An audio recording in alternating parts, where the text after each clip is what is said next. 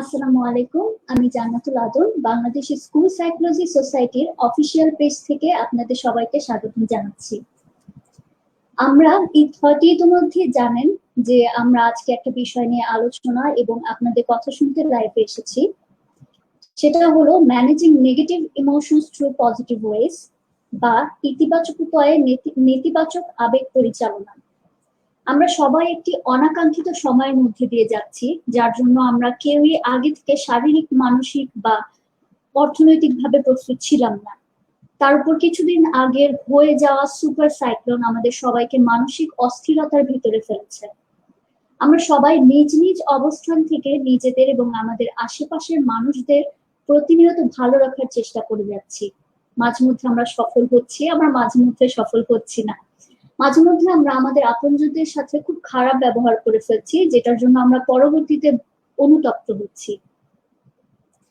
আজকে আমরা কিভাবে আমাদের এই নেগেটিভ ইমোশনস গুলো বা নেতিবাচক আবেগগুলোকে ম্যানেজ করে আমাদের অন্যদের সাথে পজিটিভ ওয়েতে ব্যবহার করতে পারি তা নিয়ে আলোচনা করব। আমার সাথে আজকে দুজন গেস্ট আছেন।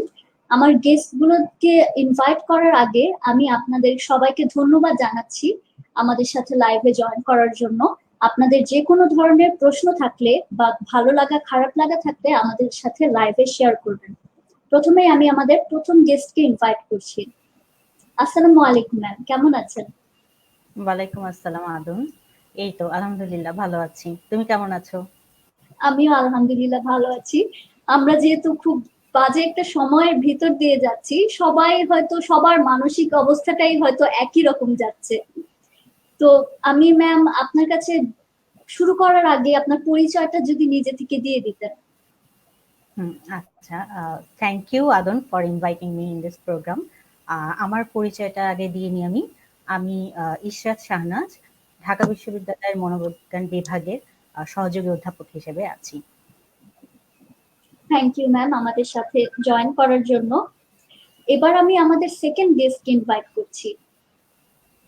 আসসালামু আলাইকুম ভাইয়া, কেমন আছেন? ওয়ালাইকুম আসসালাম। জি ভালো আছি, আপনি কেমন আছেন? আমিও আলহামদুলিল্লাহ ভালো আছি। ভাইয়া, আমরা শুরু করার আগে আপনি যদি নিজের পরিচয়টা দিয়ে দিতেন।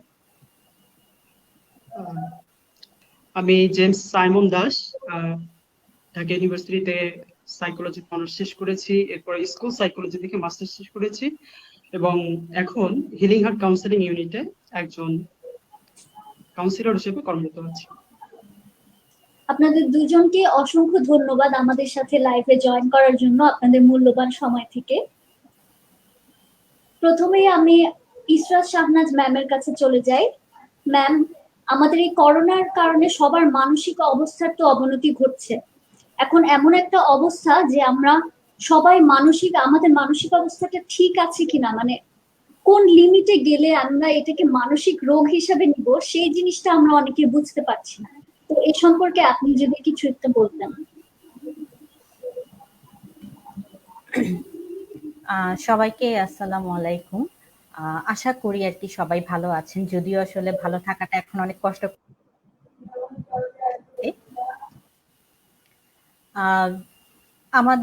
আমরা এখন এমন একটা পরিস্থিতিতে আছি, সত্যিকার অর্থে বলতে এই পরিস্থিতিটা আমাদের কারোরই কাম্য না।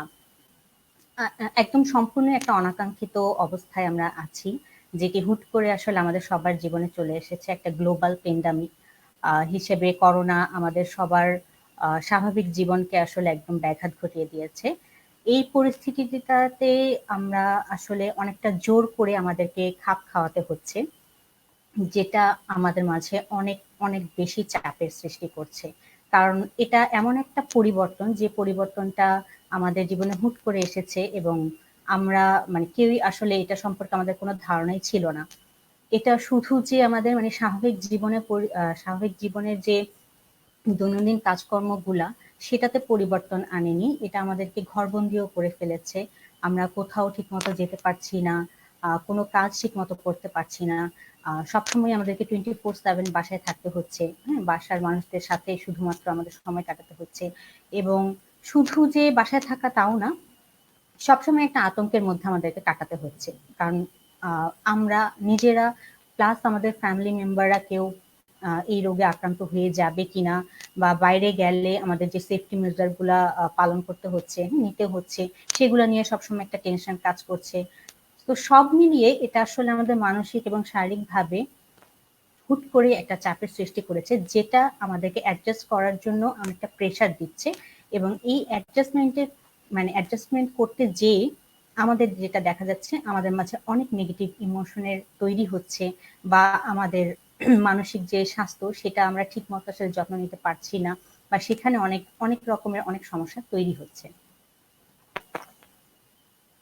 তার সাথে ধন্যবাদ আরো ম্যাম। যেটা আছে যে আহ, বাসায় আমরা যখন আছি, আহ, বাসায় থাকার পাশাপাশি আহ, আগে যেটা হতো যে বাসার আমরা একটা বাইরে যেতাম, কাজ করতাম, আমাদের একটা এক ধরনের অ্যামিউজমেন্টের একটা ব্যাপার ছিল, এন্টারটেনমেন্টের ব্যাপার ছিল। হ্যাঁ, আমাদের ভালো লাগা বা যে কোনো কারণে আমরা হয়তো বাইরে যেতে পারতাম, কোথাও যাচ্ছি, খেতে যাচ্ছি, রিলেটিভদের সাথে দেখা করছি, ফ্রেন্ডদের সাথে দেখা করছি, সেই সব জিনিসগুলোই এখন বন্ধ হয়ে গেছে। সব জায়গাতেই রেস্ট্রিকশন চলে এসেছে। তার সাথে যাদের হচ্ছে ফিনান্সিয়াল সিকিউরিটি নিয়ে অনেক টেনশন আছে, যে আহ, অনেকেই হয়তো এখন আর্থিক অবস্থা খুব খারাপ অবস্থার মধ্যে দিয়ে যাচ্ছে। হ্যাঁ, আর্থিকভাবে তারা সচ্ছল না, প্রতিদিন কি খাবে বা খাবারের জোগাড় করা তাদের জন্য কষ্ট হয়ে যাচ্ছে, ভবিষ্যতে কি হবে, এই অবস্থা শেষ হলে তারপরে তাদের চাকরি বাকরি কি হবে সেটা নিয়েও একটা টেনশন কাজ করছে। তো দেখা যাচ্ছে এত কিছু এত কিছু চাপের মাঝে বা এত কিছু স্ট্রেসের মাঝে আমরা আমাদের আশেপাশের যে মানুষজন আছে যাদের সাথে আমরা সময় কাটাচ্ছি, তাদের সাথে খুব ভালো ব্যবহার করাটা সবসময় হয়ে উঠছে না আসলে। হ্যাঁ, খুব ছোটখাটো ইস্যুতে হয়তো আমরা অনেক বেশি উত্তেজিত হয়ে যাচ্ছি বা অনেক বেশি রিয়েকশন দিয়ে ফেলছি, এবং এটা খুবই ন্যাচারাল আসলে, কারণ এই পরিস্থিতিটাই আমাদেরকে বাধ্য করছে এরকম ভাবে অ্যাটিটিউড শো করতে আর কি। ধন্যবাদ ম্যাম। আমরা আসলে খুব খারাপ একটা সময়ের মধ্যে দিয়ে যাচ্ছি। আমি এবার সাইমন ভাইয়াকে একটু রিকোয়েস্ট করব, উনি যদি কিছু অ্যাড করতে চান। ম্যাম যা বললেন এরপরে আর কিছু বলার থাকে না। উনি মোটামুটি বেশ গুছিয়ে যতটুকু বলা সম্ভব, যতভাবে বলা সম্ভব উনি বলেছেন। শুধু আমি একটু অ্যাড করতে চাই যে আমরা সবাই মোটামুটি এখন একটা আননোন ফেয়ারে আছি, যে আমরা জানি না যে ফিউচারে কি হবে। আমরা যারা চাকরি করছি, আমাদের চাকরি থাকবে কিনা, বা কতদিন পর্যন্ত এই অবস্থাটা থাকবে, আমরা আবার কতদিন স্বাভাবিক হবে, আমরা কবে আবার আমাদের স্কুল কলেজ ইউনিভার্সিটিতে ফিরে যেতে পারবো, আমাদের নিজেদের সেফটি ইস্যুস, হেলথ ইস্যুস, এগুলো এগুলো নিয়ে আমরা আসলে মোটামুটি সবাই এখন টেনসড। আদন। জি ভাইয়া, আসলে আমরা সবাই খুবই টেন্স যে কিভাবে কি করব বা কি হচ্ছে এগুলা নিয়ে। তো ভাইয়া আমি আপনার কাছে একটা কোয়েশ্চেন ছিল যে আমাদের এই করোনার সময় তো আমাদের সবার দৈনিক রুটিন সব একই হয়ে গেছে। ঘুম, খাওয়া বা সোশ্যাল মিডিয়া, ঘুমের হয়তো এদিক ওদিক হয়ে গেছে। আমরা হয়তো এখন সারা রাত জাগি, সারাদিন ঘুমাই, বা এরকম অনেক কিছু হয়ে গেছে। আবার আজকাল প্রায়ই দেখা যায় যে বৃহস্পতিবার ভালো লাগে না, শুক্রবার ভালো লাগে না, এরকম একটা ট্রেন্ড মনে হয় শুরু হয়েছে, যে আজকে আবার শুক্রবার এসে গেল, আবার বৃহস্পতিবার এসে গেল। তো এই ভালো লাগে না জেনারেশন সম্বন্ধে যদি কিছু বলতেন। আহ, আদন, খুবই একটা রিলেভেন্ট কোশ্চেন। আমরা যে ইয়াং জেনারেশন যেটা দেখছি, খুব আমাদের বাংলা ছায়াছবির একটা গান বা খুবই প্রচলিত একটা গান ভাল লাগে না। এবং এটা এখন মোটামুটি আমরা যদি সোশ্যাল মিডিয়ায় দেখি, ফেসবুক, হোয়াটসঅ্যাপ, টুইটার, হোয়াটএভার, যেখানেই আপনি দেখবেন যে হচ্ছে সব জায়গায় শুধুমাত্র ভাল লাগে না, ভাল লাগে না, এই স্ট্যাটাসে পরিপূর্ণ। তো দেখেন, আগে এই করোনার আগে আমরা একটা লাইফ লিড করতাম, আমরা হয়তো খুবই একটা ট্রেডিশনাল ধাঁচের। যেমন হয়তো বা আপনি সকাল থেকে ঘুম থেকে উঠতেন, ওয়াশরুমে যেতেন, রেডি হতেন, আহ, কেউ কেউ হয়তো বা ব্রেকফাস্ট রেডি করতো, আপনি অফিসের জন্য রেডি হতেন অথবা স্কুল কলেজের জন্য যেতেন। সেই একই বাস ধরে স্কুলে যাওয়া, কিছু সময় ক্লাস করা, একই টিচারের লেকচার শোনা, আবার হোমওয়ার্ক করা, হোমওয়ার্ক নেয়া, আবার স্কুল থেকে বাড়ি ফেরা, বা একই রাস্তায় সেই জ্যাম, এই একই লাইফের মধ্যে আপনারা ছিলেন। আবার খাওয়া ঘুম একই রকম একটা অবস্থা ছিল আপনাদের। এরপর আবার বিকালে খেলাধুলা, সন্ধ্যায় নামাজ বা যার যার প্রেয়ার, শেষে রাতে খাবার, এবং রাত ভোর আবার আহ, দেখা যাচ্ছে যে টিভি বা মোবাইল নিয়ে আপনারা পড়ে থাকতেন। কিন্তু এখন হচ্ছে কি, এত কিছুর অপশন নাই আসলে। এত কিছুর অপশন না দিয়ে আপনাকে কিছু, শুধুমাত্র গুটি কয়েক অপশন আপনাকে দিচ্ছে। আপনি সারাদিন ঘুমাচ্ছেন হয়তোবা, না হয় আপনি সারাদিন ফেসবুক চালাচ্ছেন, খাচ্ছেন এবং আবার ঘুমাচ্ছেন। এই জাস্ট কয়েকটা অ্যাক্টিভিটিস এর মধ্যে আপনার লাইফটাকে আপনি আহ, কি বলবো, সংক্ষিপ্ত বা সংকীর্ণ করে রেখেছেন। কিন্তু আপনি কি কখনো চিন্তা করে দেখেছেন যে এর বাইরেও চিন্তা করা যায়?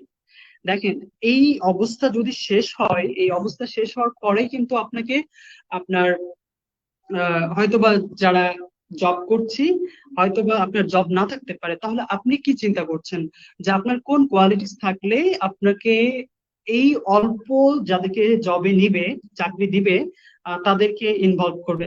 সো আপনার কি কোয়ালিটিস আছে? যারা স্কুল কলেজে আছেন বা ইউনিভার্সিটিতে পড়ছেন, আপনারা আপনাদের কোন কোন কোয়ালিটি থাকলে আপনাদের সিভি গুলো ভারী হবে, সেটা আপনারা, আপনার জাস্ট এখন হচ্ছে একটু দেখার সময়, যেন আপনি দেখতে পারেন যে কোন কোন কোয়ালিটিস গুলো আপনি হতে পারে। এখন আপনি চাইলে সেই জন্য এই প্রফিসিয়েন্সি গুলো বা স্কিলস গুলো ডেভেলপ করার এখন একটা উপযুক্ত সময়। শুধুমাত্র ভাল লাগে না, ভাল লাগে না এই বলে যদি আপনার সারাদিন পার করে দেন, ফেসবুক স্ট্যাটাস দিয়ে ভরে দেন, দেখা যাবে যে আলটিমেটলি আপনার ভালোই লাগবে না, ফার্স্ট অফ অল। সো আপনি কি করতে পারেন? আপনার এই ভালো না লাগাটাকে ভালো লাগার জন্য কি কি করতে পারেন? আপনি গার্ডেনিং করতে পারেন, আপনি যে হবিস আছে আপনি সেগুলো করতে পারেন, আপনি চাইলে ড্রয়িং করতে পারেন। আপনি যদি ড্রয়িং জানেন তাহলে আপনি ড্রয়িং, যদি একটা ফর্ম জানেন তাহলে ড্রয়িং এর আলাদা কি কি ফর্ম আছে সেগুলো আপনি শিখতে পারেন। আপনি যদি কোনো নাচ জানেন, আপনি ক্লাসিক্যাল জানেন, তাহলে অন্য যে মডার্ন সেগুলো আছে আপনি সেগুলো শিখতে পারেন। আপনি যদি কখনই যদি রান্নাঘরে না যান, তাহলে এটা খুব ভালো সময় বলবো আপনার জন্য যে আপনি এখন রান্নাঘরে যেতে পারেন। সো দেখা যাচ্ছে আপনি গান শিখতে পারেন, আপনি নাচ শিখতে পারেন, আপনি, আপনার যদি কালচার নিয়ে যদি খুব বেশি ইন্টারেস্ট থাকতে পারে, তাহলে আপনি বিভিন্ন কালচারাল যে বই বা মুভি সেগুলো দেখতে পারেন। আপনি যদি ক্যামেরায় ছবি তুলতে পছন্দ করেন, তাহলে আপনি সেগুলো করতে পারেন। এবার এই ভালো লাগে না বা ভাল লাগে না জেনারেশনদের জন্য আমি একটা কোশ্চেন করতে চাই, যে আপনি চিন্তা করেন যে when was the last time, when did you say that I did it for the first time? মানে এইটা আপনার জীবনে কখন শেষ, কখন ঘটেছিল, যখন আপনি বলেছিলেন যে এই জিনিসটা আমি নতুন করে করেছি, নতুন জীবন নতুন। সো এটা খুব ভালো একটা সময়, যে সময় আপনি নতুন কিছু শিখতে পারেন। যেমন দেখবেন যে এই ভাল লাগা জেনারেশনের মধ্যেও কিন্তু আমি আমার গতকাল আমি আমার যিনি ডিপার্টমেন্টের কোঅর্ডিনেটর, ওনার সঙ্গে কথা বলেছি। উনি ওনার কথা বলেছেন যে উনি রিসার্চ পেপার লিখছেন, উনি বিভিন্ন ধরনের লেখালেখি করছেন, উনি নিজের মতো করে ভালো আছেন, এবং উনি বলছেন যে আমার প্রফেশনাল ডেভেলপমেন্টের জন্য, এবং উনি বলেছেন আমার জানা মতে উনি বেশ কত শিক্ষকতা জীবনের বেশ একটা লম্বা সময় উনি পার করে এসেছেন। এবং উনি বললেন যে এই করোনা পিরিয়ডে আমি এমন কিছু স্ট্যাটিস্টিক্স শিখেছি যেটা আমি কখনো শিখিনি। সো এটাকে কি ওনার প্রফেশনাল ডেভেলপমেন্ট ইন, এন্ড উনি কি করছেন, এটাকে খুব পজিটিভলি নিচ্ছেন। একইভাবে কিন্তু সবার, যারা যারা আমরা একটু পজিটিভ ভাবে চিন্তা করছি, এটা কিন্তু আসলে ভাল লাগে না না, কিন্তু এটা স্কিল ডেভেলপমেন্টের সময় এবং আমাদের নিজেদের ভালো রাখার সময় এবং নতুন কিছু শেখার সময়। আদন। থ্যাংক ইউ ভাইয়া আপনার মূল্যবান অ্যাডভাইস গুলো দেওয়ার জন্য, ভালো না লাগার জেনারেশনের জন্য। আমাদের এখানে একজন কোয়েশ্চেন করেছেন, তানভীর মাহমুদ ভাই। উনি বলেছেন, I am facing some mental problems while living continuously for last 2 months in home. How to reduce depression now in family life? Ma'am, আপনি যদি এই ব্যাপারে কিছু বলতেন।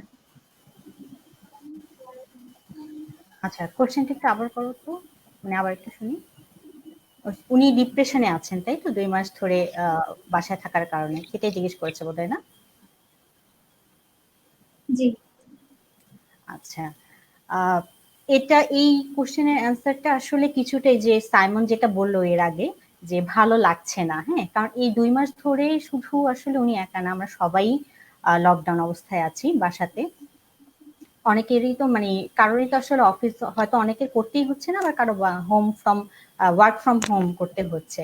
তো এই সময়ে ডিপ্রেশনটা আসাটা খুবই ন্যাচারাল। হ্যাঁ, কারণ হচ্ছে যে ওই যে যেটা বললাম যে বিশেষ করে ছেলেদের ক্ষেত্রে তো কথায় কথায় তারা বাইরে যেতে পারছে, ফ্রেন্ডের সাথে আড্ডা দিতে পারছে, অনেক কিছু করতে পারতো যেটা এখন তারা করতে পারছে না। মেয়েরা তো মেয়েদের ক্ষেত্রে বাসায়ও অনেক কাজ থাকে অফিস ছাড়াও, তারা হয়তো বা ওইসব কাজে তাদের নিজেদেরকে ইনভলভ করে মাইন্ডটাকে ডাইভার্ট করার চেষ্টা করছে। কিন্তু ছেলেদের ক্ষেত্রেও আসলে যেটা করা যেতে পারে, তারা ফিউচারের কোনো গোল, হ্যাঁ, বা যেটা তারা এতদিন হয়তো প্ল্যান করেছিল কিন্তু সময়ের কারণে করতে পারছিল না, হ্যাঁ, এখন তাদের হাতে অফুরন্ত সময়। উনি যেটা করতে পারে যে উনার এমন কোনো কাজ, হ্যাঁ, যেটা পরে হয়তো করা যেতে পারতো কিন্তু এখন যেহেতু ফ্রি টাইম আছে সেটা নিয়ে চিন্তা করতে পারে কিভাবে যে কোনো একটা প্রোডাক্টিভ কাজে উনি ইনভলভ হতে পারে। বা চাইলে বাসার ফ্যামিলি মেম্বারদেরকে তাদের বাসার কাজে হেল্প করতে পারে, হ্যাঁ, সেখানে তাদের সাথে সময় কাটাতে পারে। বাসার যে কোনো একটা কাজ যেটা তার ভালো লাগে, হ্যাঁ, তার যে কোনো একটা স্কিল বা ট্যালেন্ট, হ্যাঁ, সেটাকে তিনি হবি হিসেবে ইউজ করতে পারে ফ্রি টাইমটাকে কাটানোর জন্য। এগুলো করে কিছুটা আসলে উনি ওনার মানসিক স্বাস্থ্যের যত্ন নিতে পারে। হ্যাঁ, আদম।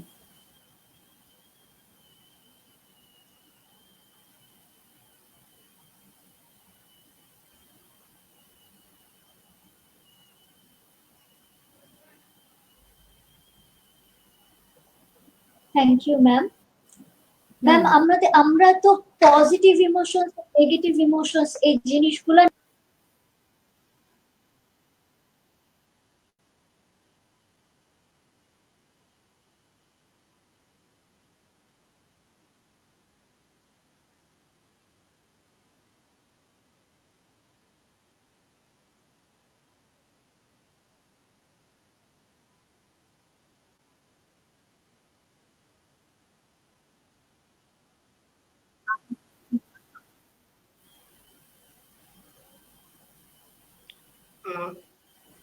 আহ, সম্ভবত আদনের কানেকশন ধন্যবাদ সমস্যা ম্যাম হয়েছে। আপনার মূল্যবান বক্তব্যের জন্য। আমার নেট কানেকশনের সমস্যা হয়েছিল, বুঝতে পেরেছি। সরি। আমি যেটা বলছিলাম ম্যাম, আমরা তো পজিটিভ ইমোশন এবং নেগেটিভ ইমোশন নিয়ে কথা বলছি। তো নেগেটিভ ইমোশন কোনগুলো, আমরা কোনটাকে নেগেটিভ ইমোশন বলবো, এই জিনিসটা যদি একটু বলতেন। আচ্ছা, আমরা নরমালি আমাদের ইমোশন গুলাকে দুইটা ভাগে ভাগ করে থাকি। পজিটিভ ইমোশন যেগুলো হচ্ছে হ্যাপিনেস, হ্যাঁ, মানে হাসি খুশি থাকা, ভালো লাগা, হ্যাঁ, এক্সাইটমেন্ট যেটা কাজ করে সেগুলা। আর নেগেটিভ ইমোশন গুলা বলতে আমরা অ্যাঙ্গার, ফিয়ার, তারপরে হচ্ছে তোমার স্যাডনেস, হ্যাঁ, আনহ্যাপিনেস, এই জিনিসগুলাকে আমরা বলি। এখন দোনোটাই আসলে আমাদের লাইফের একটা পার্ট, হ্যাঁ, কোনোটাকে আসলে বাদ দেওয়া যাবে না। নেগেটিভ ইমোশনও আসবে, পজিটিভ ইমোশনও আসবে। নেগেটিভ ইমোশন হচ্ছে সেগুলাই যেগুলো তোমার কোনো সিচুয়েশন মানে কোনো ইভেন্ট বা কোনো ব্যক্তির কারণে আমাদের মাঝে তৈরি হয় এবং যেটা একটা আনপ্লিজেন্ট এক্সপেরিয়েন্স আমাদেরকে দেয় বা ফিলিংস তৈরি করে, যেটা আমাদেরকে নেগেটিভলি রিয়েক্ট করার জন্য, হ্যাঁ, আমাদের প্রতিক্রিয়াটাকে নেতিবাচক ভাবে প্রতিক্রিয়া করার জন্য আমাদেরকে প্রেশারাইজ করে। হ্যাঁ, এটার পেছনেই কাজ করে হচ্ছে নেগেটিভ ইমোশন, এবং এটা এমন একটা ইমোশন যেটা অবশ্যই আমাদের মাঝে খারাপ লাগা তৈরি করবে। হ্যাঁ, সেটা রাগ হোক, দুঃখ হোক, ভয় হোক, কিন্তু এটা খুবই আনপ্লেজেন্ট, একটা অস্বস্তিকর আহ, তোমার আবেগ। হুম। এখন কথা হচ্ছে যে নেগেটিভ ইমোশনকে কি আমরা আটকে রাখবো, আমাদের কি আমরা এটা ফিল করব না, এটাকে কি অ্যাভয়েড করব? না, এটা নেগেটিভ ইমোশনকে অ্যাভয়েড অবশ্যই করা যাবে না, ইগনোর করা যাবে না, এবং এটা এক্সপিরিয়েন্স করাটাও আসলে রং না। কিন্তু তুমি হোল্ড করে রাখতে পারবা না, নেগেটিভ ইমোশনকে তোমার ফিল করতে হবে, আমাদেরকে অ্যাকনলেজ করতে হবে। এবং কিভাবে সেটাকে আমরা পজিটিভলি এটাকে পরিচালনা করতে পারি, আমাদের মানে আমাদের রিয়াকশনটা যেন নেগেটিভ রিয়াকশন না বের হয়, এবং সে পজিটিভলি আমরা একটা রিয়াক্ট করে সেই নেগেটিভ ইমোশনটাকে আমরা রিলিজ করতে পারি, আমাদেরকে সেইভাবে সেইটার জন্য আসলে কাজ করতে হবে।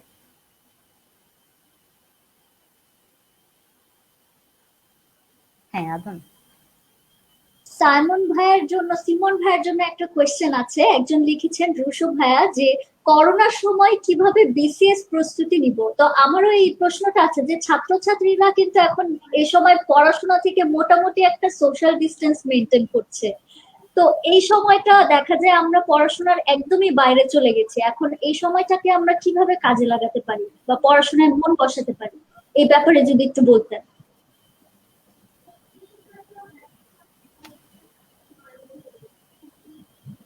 সাইমন ভাইয়া।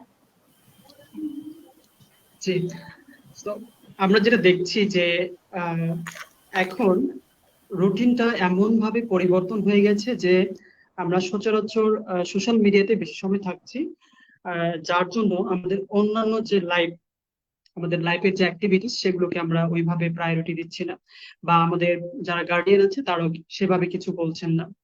যার দরুন আমরা কি করছি, আমাদের যে নর্মাল লাইফ যে অ্যাক্টিভিটিস, আমাদের পড়াশোনা করা, আমাদের প্রিপারেশন নেওয়া, আহ, অন্য কিছু যেগুলো আছে আমরা সেগুলো থেকে বিরত থাকছি। দেখেন যে এই জন্য আপনার যে কাজগুলো করতে হবে পড়াশোনার জন্য, প্রথমে পড়াশোনার জন্য যদি ব্যাপারটা যদি বলি, এর আগে আমাকে জাস্ট ছোট্ট করে একটু আপনার ডেইলি লাইফের ব্যাপারে একটু বলতে হবে। আপনি যত কিছুই করেন কিন্তু সেটাকে একটা ডেইলি রুটিনের মধ্যে থেকে করতে হবে। প্রথমে আপনি এই ডেইলি রুটিন যখন তৈরি করবেন তখন অবশ্যই এই ডেইলি রুটিনের মধ্যে আপনার আপনি নিজের জন্য যে বিশ্রামের সময়, রেস্ট টাইম, সেটা রাখবেন, এবং আপনার রিক্রিয়েশনের টাইম রাখবেন, এবং রিলেশনশিপের জন্য সময় রাখবেন। অর্থাৎ আপনি সবকিছুর জন্য সময় রাখবেন, অর্থাৎ আপনি আপনার নিজের যত্ন নেওয়ার জন্য যে সময়টাও রাখবেন, আবার ফ্যামিলি মেম্বারদের সাথে সম্পর্ক বা বন্ধু বান্ধব বা আত্মীয় স্বজন অন্য যাদের আছে তাদের সঙ্গেও সময় কাটানোর মতো সময় আপনার ডেইলি রুটিনে রাখতে হবে। এবং আরেকটি বিষয় আপনার খুবই গুরুত্ব দেওয়া উচিত, যে স্লিপিং হ্যাবিটটাকে কোনোভাবেই পরিবর্তন করা যাবে না। কেন পরিবর্তন করা যাবে না? আমেরিকান সাইকোলজিক্যাল অ্যাসোসিয়েশন বলছে 2017 সালের একটা রিসার্চ অনুযায়ী 2017 সালে আমেরিকার জনসংখ্যার মোট 40% স্লিপিং ইস্যুতে ভোগে। ইভেন আমরা কয়েকদিন আগেও দেখলাম ডক্টর কামালউদ্দিন স্যার একটা ওনার নেতৃত্বে বাংলাদেশ সহ বিশ্বের কয়েকটা জায়গায় যে রিসার্চ করেছেন, তারাও কিন্তু আহ, এই যে স্লিপিং ইস্যু সেটা কিন্তু তারা খুঁজে পেয়েছেন। সো এই জন্য আমি এখানে খুব এমফেসাইজ করতেছি যে হচ্ছে আপনার স্লিপিং হ্যাবিটের কোনোভাবেই পরিবর্তন আনবেন না। আপনি আগে যে সময় ঘুমাতেছেন ঠিক একই সময় ঘুমাতে যাবেন। কেন এখানে বলছি, এটার একটা কারণ আছে, যে সন্ধ্যা হবার পর, অর্থাৎ সূর্যাস্তের সঙ্গে সঙ্গে আমাদের শরীরের স্ট্রেসের যে হরমোন গুলো থাকে, কর্টিজল, সেটা কমতে থাকে, এবং যখন কর্টিজল কমে তখন হচ্ছে অন্য যে হরমোন গুলো যেগুলো আমাদের রিল্যাক্স করে, যেমন মেলাটোনিন, এটা তখন বৃদ্ধি পেতে থাকে। মেলাটোনিন কি করে, আমাদের ঘুম থেকে ওঠা এবং আহ, ঘুমানো, এটার সাইকেলটা রক্ষা করে। যদি আপনি কোনো ঘুমের জন্য ডেইলি রুটিন ফলো না করেন, তাহলে দেখবেন যে যদি আপনি মনে করেন যে আচ্ছা আজকে আমি সারা রাত বই পড়বো, সারা রাত বই পড়ে যখন সকাল হবে তখন ঘুমানোর চেষ্টা করব, তো দেখেন যখন আপনি ঘুমাতে যাবেন তখন আপনি কি করবেন, যে আপনার হয়তো বা 12টার পর বা 1টার পর ঘুম চলে আসছে, তখন আপনি কফি খাচ্ছেন, অথবা আমি নিজে দেখেছি যখন আপনাকে অনেক রাত ভোর পড়াশোনা করতে হতো তখন কি করতে হতো, যে হয়তোবা চুলের মধ্যে ক্লিপ দিয়ে পিছনে বেঁধে রাখছি যাতে করে আমি ঝিমিয়ে না পড়ি। সো আমার কিন্তু এই মেলাটোনিন যে হরমোন সেটার বিরুদ্ধে গিয়ে কাজ করতে হচ্ছে। সেই জন্য আবার আপনি যখন সকালে ঘুমাতে চেষ্টা করছেন তখন আপনাকে কি করতে হবে, তখন আবার যখন কর্টিসল লেভেলটা বেড়ে যাচ্ছে তখন কিন্তু আপনাকে ঘুমাতে হবে, অর্থাৎ আপনি আপনার শরীরের যে সাইকেল সেটা কিন্তু আপনি ফলো করছেন না বা ওইভাবে যাচ্ছেন না। সো এখন আসি মূল প্রশ্নে, যখন পড়াশোনা কিভাবে করব। গবেষণা বলছে আপনি যে কোনো সময় পড়তে পারেন, তবে আমাদের দেখি যে আমাদের বাংলাদেশের যে সমাজ ব্যবস্থা, বাবা মার যে চাহিদা, তারা বলে শুধুমাত্র পড়ো পড়ো পড়ো পড়ো, মানে সারাদিন তারা পড়াশোনার মধ্যে রাখে। কিন্তু আমি বলবো আপনি আপনার যে সময়টুকু ভালো লাগে ঠিক ওই সময়টুকুর মধ্যে পড়বেন, যে স্থানটাতে ভালো লাগে ঠিক ওই সময়টাতে পড়বেন। এবং অনেকে বলে যে এই ঘুমের মাঝখানে কোনো রেস্ট টাইম দিব কিনা, বা এক নাগারে কি আমরা 3 ঘন্টা পড়বো কিনা, 4 ঘন্টা পড়বো কিনা, এইভাবে চিন্তা করেন। তাহলে একটা বিষয় চিন্তা করেন, যে আপনাকে যদি আহ একটা বাগান দেয়া হলো এবং এই বাগানে আপনি যদি 1 মাসের যে পানি অথবা সার আপনি যদি একদিনে দেন, তাহলে গাছটা কি বেঁচে থাকবে নাকি মারা যাবে? কখনই সেই গাছটার জন্য ভালো কিছু হবে না। সেই জন্য পরামর্শ হচ্ছে আপনার যে স্টাডি আওয়ার আছে একই সময় আহ, আপনি 6 ঘন্টা বা 7 ঘন্টা না পড়ে এটাকে খুব অল্প অল্প সময় করে ভাগ করে নিয়ে অল্প সময়টি ধরে পড়েন, তাতে আপনার জন্য সুবিধা হবে। এবং আরেকটা কথা, যে এই আপনি স্টাডি আওয়ার আপনারা দেখেন যে ক্লাস আওয়ার কিন্তু হচ্ছে 45 মিনিটস থাকে ম্যাক্সিমাম। সেক্ষেত্রে কি করতে পারেন, আপনি আপনার পড়াশোনার যে ডিউরেশনটা এটা কিন্তু 45 মিনিটস এর মধ্যে রাখতে পারেন। তাতে কি হবে যে দেখবেন যে আপনার কনসেন্ট্রেশন লেভেলটাও কিন্তু ওই 45 মিনিটস এর মধ্যে ঠিক থাকবে এবং আপনি অনেক বেশি প্রোডাক্টিভ হতে পারবেন। সেই জন্য একই সময় অনেক বেশি লম্বা সময় না পড়ে কিছু সময় ধরে ধরে অল্প সময় করে পড়তে পারেন, এবং এই সময়ের মাঝখানে আপনি আপনার রিল্যাক্সের জন্য টাইম রাখতে পারেন, আপনি রিক্রিয়েশনের জন্য টাইম রাখবেন, আপনি আপনার রিলেশনশিপ বিল্ড আপ করার জন্য সময় রাখতে পারেন। দেখবেন যদি আপনি এইভাবে সিস্টেম ওয়াইজ পড়েন এবং যদি আপনি প্ল্যান করেন যে আমি এই মাসের মধ্যে বিসিএস এর ম্যাথ পার্ট শেষ করব, কিছু অংশ ফিজিক্সের শেষ করব, কিছু অংশ মোরালের শেষ করব, কিছু অংশ কম্পিউটার শেষ করব, আপনি প্ল্যান করে পড়াশোনা করতে পারেন। তাতে করে আপনার বেস্ট প্রোডাক্ট বা বেস্ট যে ফলাফল সেটা আপনি পেতে পারেন। আদল। ধন্যবাদ ভাইয়া আপনার মূল্যবান বক্তব্যের জন্য। ম্যাম, আমি আপনার কাছে চলে আসছি। আমরা একটু আগে আলোচনা করছিলাম যে নেতিবাচক ইমোশন গুলো। তো আমার প্রশ্ন যে নেতিবাচক ইমোশন গুলাকে আমরা কিভাবে টেকনিক্যালি হ্যান্ডেল করতে পারি? ধন্যবাদ আদুন তোমার কোশ্চেনের জন্য, এবং জেমস খুব সুন্দর করে বলছে সবকিছু গুছিয়ে। নেতিবাচক ইমোশনকে আসলে হ্যান্ডেল করার জন্য আমার মনে হয় যে প্রথমে আমাদের যে যে জায়গাটা বেশি ফোকাস করতে হবে সেটা হচ্ছে আমাদের থিঙ্কিং এরর। হ্যাঁ, আমাদের চিন্তা ভাবনার কিছু ত্রুটি থাকে যেগুলোর কারণে আসলে আমরা হয়তো যে কোনো পরিস্থিতিকে নেগেটিভলি নিয়ে নিই, এবং তার ফলে আমাদের যেটা হয় নেগেটিভ রিয়াকশন গুলো চলে আসে বা ইমোশনটা বের হয়ে আসে। এক্ষেত্রে যেটা হয় যে অনেকগুলো থিঙ্কিং এরর আছে যেটা আমাদের মাঝে মানে কম বেশি সবার মাঝে মনে হয় একটু একটু কাজ করে। যেমন আমরা সবকিছুকেই তোমার ব্ল্যাক এন্ড হোয়াইট হিসেবে দেখতে চাই। হ্যাঁ, হয় সে ভালো নয় সে খারাপ, বা সবকিছু হয় আমি সাকসেসফুল হলাম, আর যদি কোনো কাজ করতে না পারি তখন মনে হয় যে আমি ফেলার হয়ে গেলাম। কিন্তু এর মাঝে there is a shades of grey between this two black and white. হ্যাঁ, এটা আমরা কখনো মাথায় রাখি না। এখানে যে আরো অনেক কিছু ফ্যাক্টর থাকতে পারে সেটা আমাদের মাথায় আসে না। তারপরে অনেক সময় আমরা অনেক কিছু অনেক একটা ছোট একটা বিষয়কেই অনেক ওভার জেনারেলাইজ করে ফেলি। যেমন যে হয়তো আমি কোনো একটা কাজ পারলাম না, বা আমার সাথে ফ্যামিলির কেউ একজন হয়তো একদিন খারাপ বিহেভ করলো, আমি ঠিক করে মানে আমি মনে মনে এটাই চিন্তা করে ফেললাম যে হ্যাঁ, এ বাসার সবাই আমার সাথে খুব খারাপ বিহেভ করে। হ্যাঁ, আমি একটা কাজ পারলাম না, সেটাকে বললাম যে আমি আসলে কখনোই কোনো কাজ করতে পারিনি, এই কাজটা আমি কখনোই পারি না। যে কোনো একটা ছোট ইস্যুকে আমি অনেক বেশি ওভার জেনারেলাইজ করে ফেলি।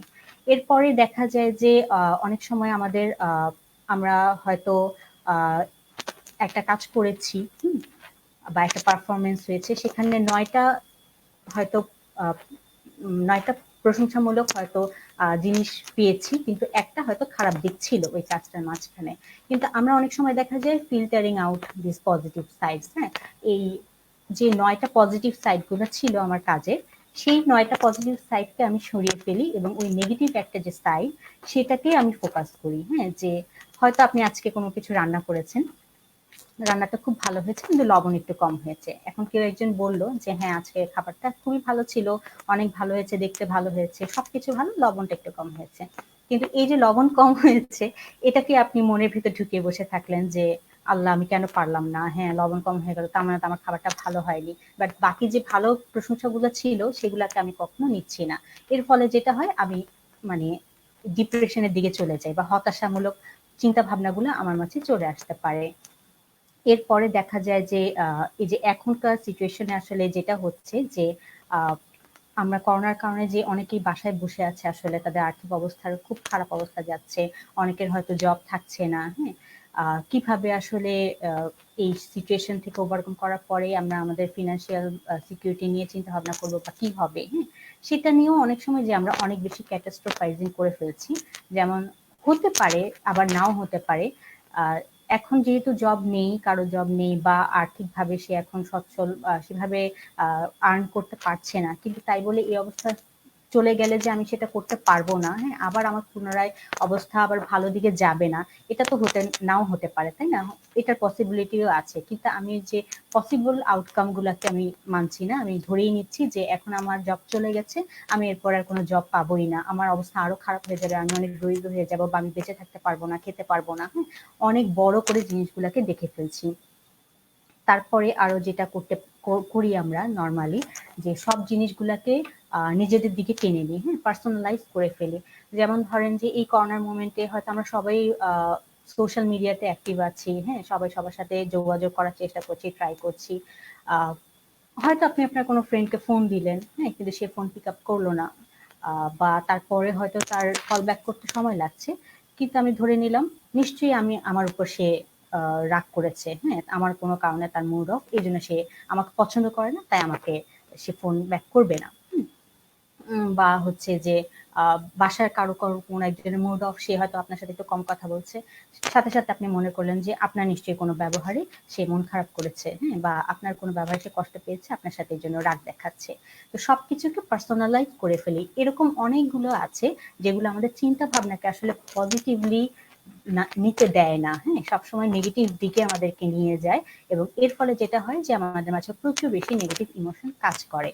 এখন কিছু টেকনিকের ব্যাপারে আমি বলতে পারি, আমি আজকে ইন জেনারেল কিছু জিনিসের ব্যাপারে কথা বলবো আর কি, যে কিছু ছোটখাটো বিষয় যেগুলোর দিকে যদি আমরা ফোকাস করি বা প্রতিদিন এই জিনিসগুলো যদি প্র্যাকটিস করি, তাহলে কিছুটা হলেও আমরা আমাদের নেগেটিভ ইমোশনকে পজিটিভলি ডিরেক্ট করতে পারবো।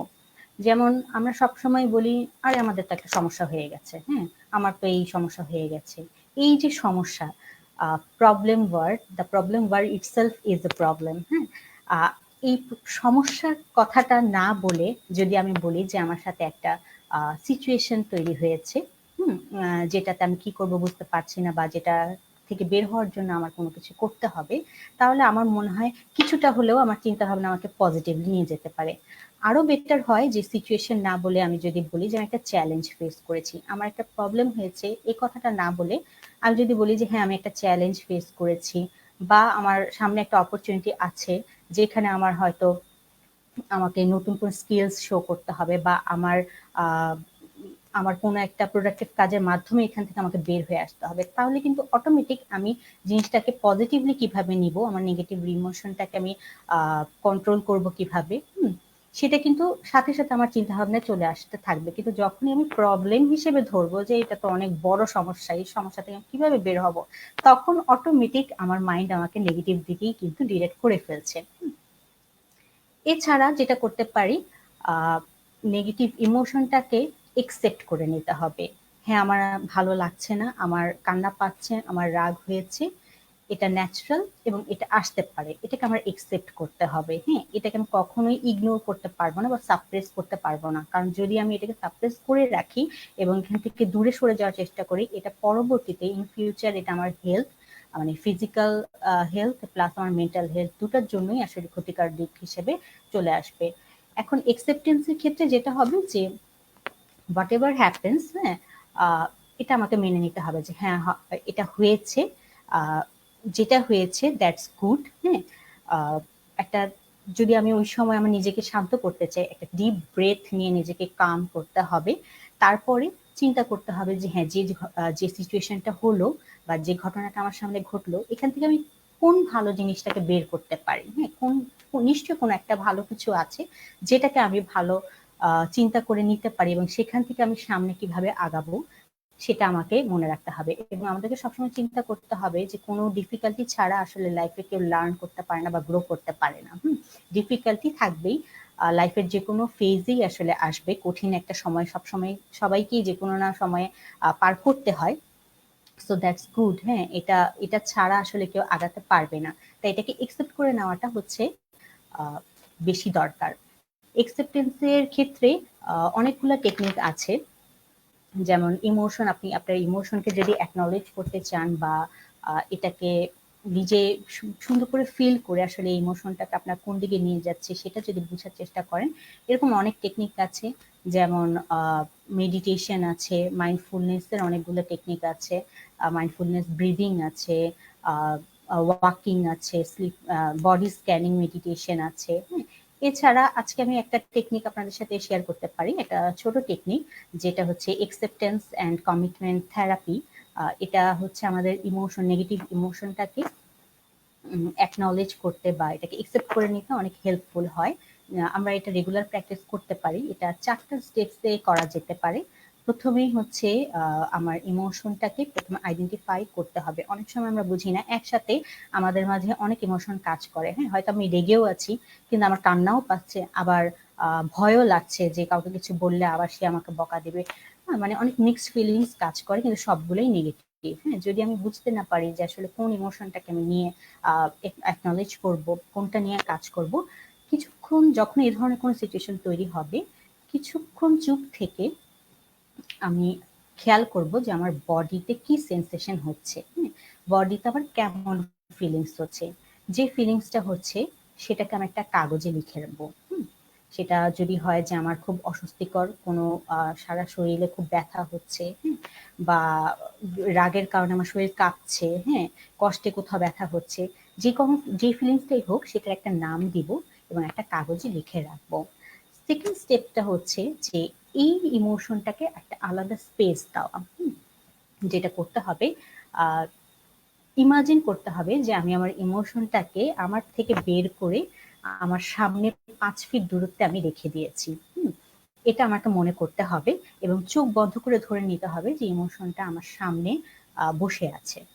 এটাকে আমার দূর থেকে, চোখ বন্ধ করে এটাকে দূর থেকে অবজার্ভ করতে হবে এবং দেখতে হবে যে আমি কি খেয়াল করছি। হ্যাঁ, ইমোশনটাকে কিভাবে দেখছি, কেমন লাগছে দেখতে, এটা আমাকে কিছুক্ষণ ধরে অবজার্ভ করতে হবে। এরপরে যেটা হবে যে কিছু কোশ্চেনের অ্যান্সার দিতে হবে নিজেকেই। হ্যাঁ, সেটা হচ্ছে, যদি আপনার ইমোশনের কোনো সাইজ দিতে চান, যে কোনো সাইজ আছে কিনা, এটা কি লম্বা, বড়, ছোট, হ্যাঁ, খাটো, তাহলে এটার একটা সাইজ হলে কি সাইজ দেওয়া যেতে পারে। হ্যাঁ, তারপরে যদি আমি আমার ইমোশনটাকে একটা শেপ দিতে চাই, যে এটা গোলাকার বা চারকোণ আকৃতির বা ত্রিকোণ, হ্যাঁ, তাহলে কেমন ধরনের শেপ হতে পারে। এর সাথে আপনার একটা ইমোশনকে একটা কালার দিতে হবে, যেটা কি সাদা, কালো, লাল বা নীল। হ্যাঁ, অনেকেই অনেক সময় কষ্টের রং নীল বলে। হ্যাঁ, যে কালারটা আপনার মাথায় আসবে সেটাকে একটা কালার দিতে হবে। এই সব কিছু দিয়ে আপনার ইমোশনটাকে ইমাজিন করতে হবে এবং অনেকক্ষণ অবজার্ভ করতে হবে এই শেপ, সাইজ এবং সবগুলা কালার দিয়ে মিলিয়ে। এরপরে যখন অবজার্ভ করা হবে এবং অ্যাকনলেজ করা হবে, তারপর যখন আপনি রেডি থাকবেন, ইমোশনটাকে নিজের ভেতরে আবার ঢোকাতে হবে। এখন হচ্ছে আপনি ইমোশনটাকে আপনার ভেতরে নিয়ে নিলেন এবং লাস্ট স্টেপ হচ্ছে রিফ্লেকশন। এই যে আমি ইমোশনটাকে ভেতরে নিলাম, আমার সবকিছু করা হয়ে যাওয়ার পর আমাকে খেয়াল করতে হবে এখন আমি কেমন ফিল করছি। ইমোশনটাকে বের করার আগে আমি কেমন ফিল করছিলাম, যখন তাকে দূর থেকে অবজার্ভ করছিলাম তখন কেমন ফিল করছিলাম, এবং এখন ভিতরে ঢুকিয়ে ফেলার পর আমি কোনো ডিফারেন্ট কিছু ফিল করছি নাকি, আগের থেকে সম্পূর্ণ ভিন্ন কিছু ফিল করছে নাকি। এইভাবে, এটা হচ্ছে একটা টেকনিক, এরকম আরো অনেক টেকনিক্স আছে। এগুলো প্রতিদিন যদি আমরা প্র্যাকটিস করি, তাহলে আমরা নিজেদের ইমোশনটাকে বোঝাই এবং ইমোশন নিয়ে পরবর্তীতে কিভাবে পজিটিভলি কাজ করবো সেটার জন্য অনেক হেল্পফুল হয়। ধন্যবাদ ম্যাম আমাদের টেকনিকগুলো শেখানোর জন্য। আমার মনে হয় সায়েদা মিথিলা, জান্নাতুল ফেরদৌসী অনেকেই কমেন্ট করেছিল যে রাগ নিয়ন্ত্রণ কিভাবে করব। আমার মনে হয় এই টেকনিকগুলো ফলো করে তারা উপকৃত হবেন। এবার আমি সাইমন ভাইয়ের কাছে চলে যাচ্ছি, যে একজন আমাদের কমেন্ট দিয়েছেন, সেলিনা আক্তার ডলি, যার কমপ্লেনটা এরকম যে তার ছেলে মেয়ে কথা শুনছে না। এটা খুব কমন একটা কমপ্লেন, যে আমাদেরও হয় যে বাবা মা যখন কিছু বলে আমাদের হয়তো হঠাৎ রাগ উঠে যায় বা একটু খারাপ ব্যবহার করে ফেলি।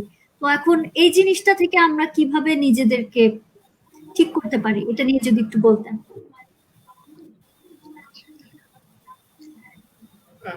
ধন্যবাদ আদম। এটা খুবই একটা রিলেভেন্ট কোশ্চেন এবং খুবই কমন একটা কোশ্চেন আমরা যখন দেখি।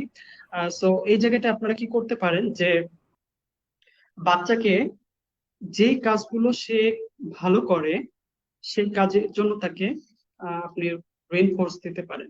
সে আপনার কথা শুনছে না, এটা কখন থেকে শুরু হচ্ছে বা কখন শুনছে না এটাও কিন্তু একটা দেখার বিষয়।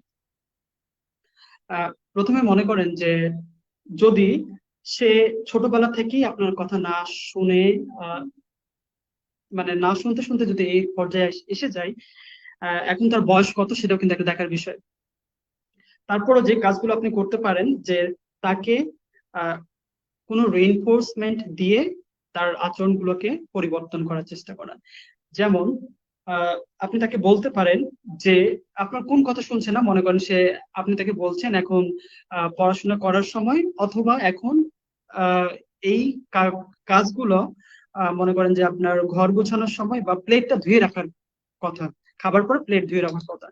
এখন আপনি তাকে বলতে পারেন যে আগে থেকে তাকে একটু তার সাথে একটা চুক্তি করা এক ধরনের, যদি তুমি এখন বই পড়ো তাহলে তোমাকে আমি পরে তোমার পছন্দের যে কার্টুন আছে সেটা আমি দেখতে দিতে পারি, অথবা তুমি যদি এই কাজটা অর্থাৎ প্লেটটা ধও তাহলে আমি তোমাকে পরে তোমার যে পছন্দের চকলেট আমি তোমাকে সেটা দিতে পারি। সো আপনি আপনার বাচ্চার আচরণগুলোকে আহ নিয়ন্ত্রণ করার জন্য রিইনফোর্সমেন্টের ব্যবহার করতে পারেন।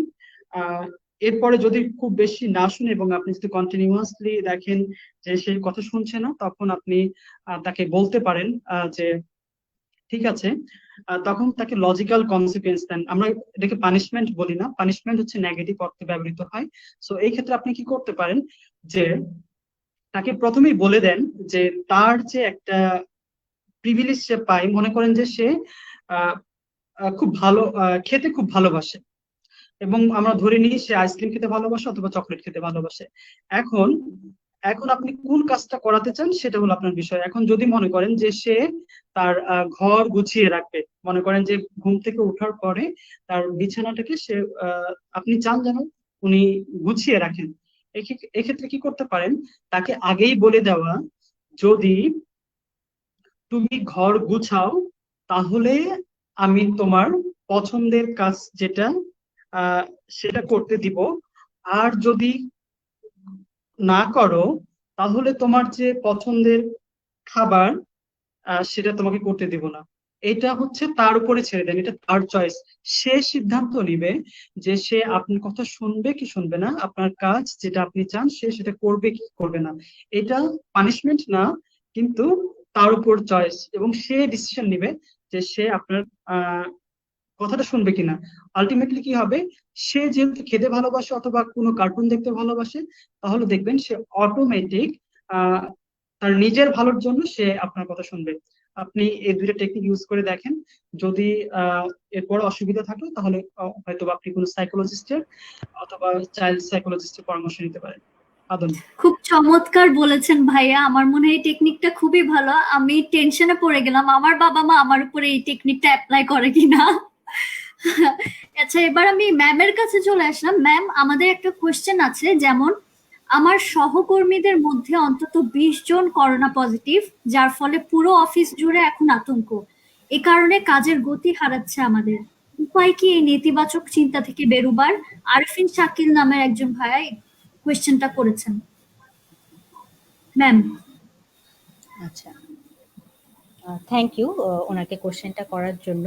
আসলে এই পরিস্থিতি আমার মনে হয় অনেকগুলো অফিসেই এবং অনেক প্রতিষ্ঠানেই হচ্ছে, জব প্রতিষ্ঠানে, যে হয়তো আপনার কলিগরা অনেকেই হয়তো করোনায় আক্রান্ত হয়েছে এবং সেটার কারণে আসলে বাকিরাও আতঙ্কিত হয়ে যাচ্ছে। এখন এটা আসলে আতঙ্কের ব্যাপার।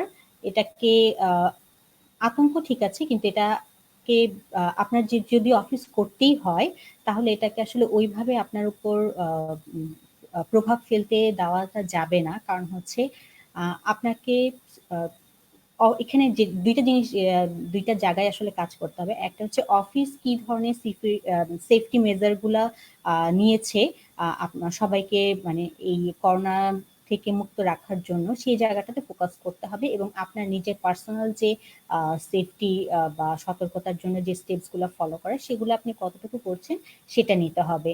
এখানে এখানে যেটা হবে, প্রথমে আপনার যতটুকু নেওয়া ছিল আপনি যদি নেন, আরো কতটুকু নেওয়া যেতে পারে সেটা আপনাকে চিন্তা করতে হবে। হ্যাঁ, একটা পজিটিভ দিক এদিকে যেতে হবে আপনার, যে আমি আমার সেফটির জন্য আর কি কি করতে পারি সেটা। তারপরে অফিসে যেন অফিসে কোথায় ল্যাকিংস ছিল, হ্যাঁ, যে কারণে হয়তো ওনারা হয়েছে, বা যদি অফিসে কোনো ল্যাকিংস নাও থাকে, ওনারা হয়তো অন্যভাবে এফেক্টেড হয়েছে এবং একজনের থেকে আরেকজন ছড়াচ্ছে, তাহলে সেটাকে আমি কিভাবে নিজেকে প্রোটেক্ট করতে পারি, হ্যাঁ, তাদের কাছ থেকে যে ডিস্টেন্স মেনটেন করা বা যতটুকু সেফ থেকে কাজ করা যায় সেটার ব্যবস্থা করতে হবে।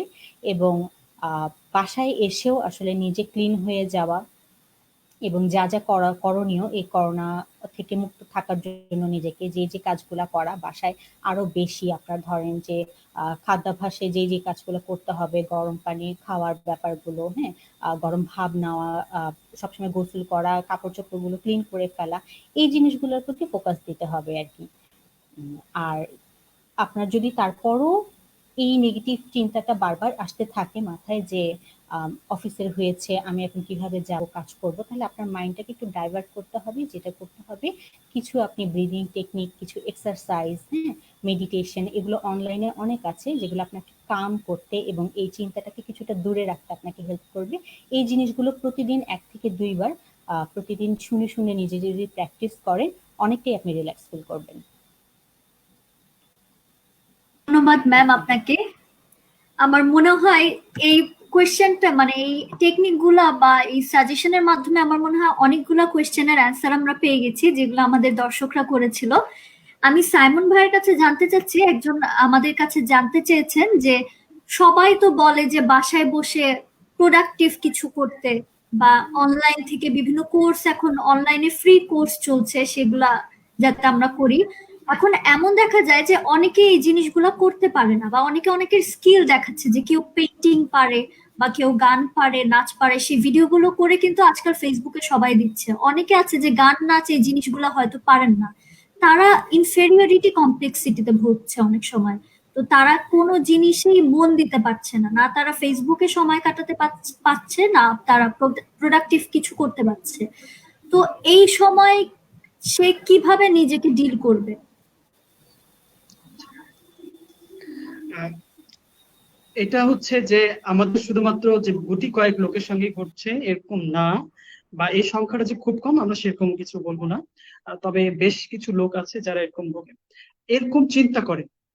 আহ, যারা এরকম চিন্তা করে, আমি বলছি যে আহ, তাদের সেলফ স্টিম হয়তোবা, বা আমরা যেটা কনফিডেন্স বলি, সেটা একটু নিচের দিকে। তারা নিজেদেরকে অনেক ডাউন মনে করে যে আমার এই কোয়ালিটি নাই, তারা এই কোয়ালিটি আছে। সো আমি জাস্ট আপনাকে এইটুকু বলবো যে আপনি আপনার নিজেকে নিয়ে ভাবার একটু সময় নেন। দেখেন যে আপনার কিছু তো, কোনো না কোনো তো কোয়ালিটি আছে, ওই কোয়ালিটি গুলোকে কিভাবে ডেভেলপ করবেন সেই বিষয়টাকে দেন। আপনি যে একদমই কিছু পারেন না সেরকম না, আপনার যে কোয়ালিটি আছে সেটাই আপনি ফোকাস করেন এবং সেটাকে ডেভেলপ করার জন্য চেষ্টা করেন। মনে করেন যে আপনি ডান্স পারেন না, আপনি পেইন্টিং পারেন না, অন্য কিছু পারেন, আপনি হয়তো ভালো গল্প লিখতে পারেন, আপনি ভালো খেলতে পারেন, আপনি যা পারেন সেটার উপরেই ফোকাস করেন।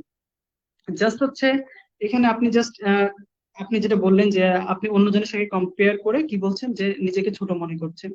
তো এই জায়গাটা কি হবে যে আপনার নিজেকে যেটা আছে, আপনার নিজের যেটা বেস্ট, সেটাকে অ্যাপ্রিসিয়েট করেন।